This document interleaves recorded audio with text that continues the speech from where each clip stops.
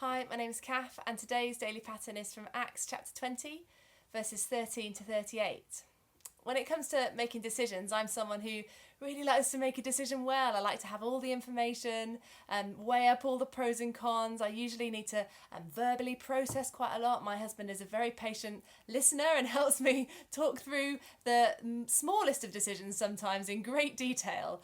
Sometimes you can't make a decision quickly. Sometimes you face a tough choice, and maybe you're facing some tough choices today. But I get the sense in this passage that Paul is really carrying the weight of some hard decisions that he's made, decisions that he's making. It says in verse 22 that the Holy Spirit compelled him to go to Jerusalem. He's being led by God to Jerusalem, and he doesn't know what awaits him there.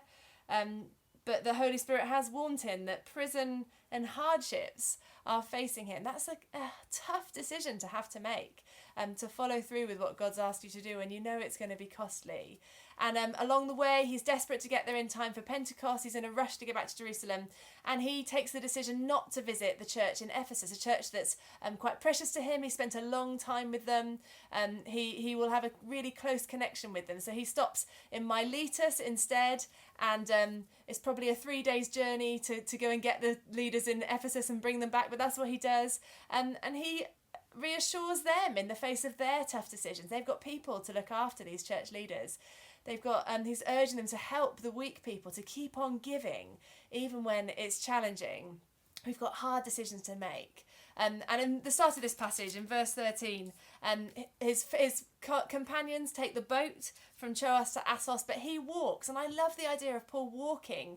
And as he walks that first bit of the journey back to Jerusalem, he's talking with God. He spends time praying.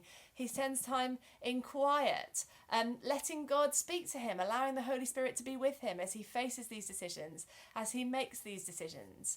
You may be facing some tough decisions at the moment that feel heavy and feel weighty. Maybe decisions about whether your kids should be going back to school. Maybe decisions about what a support bubble might look like for you or your loved ones at the moment. Decisions about how you're going to care for your employees at the moment. They might be other decisions, nothing to do with COVID-19, but they might be decisions that you're facing that require your generosity, require maybe courage, require God's wisdom. And maybe, like that picture of Paul walking that first bit of the journey and spending time with God, maybe we could walk and talk with God as we face our decisions.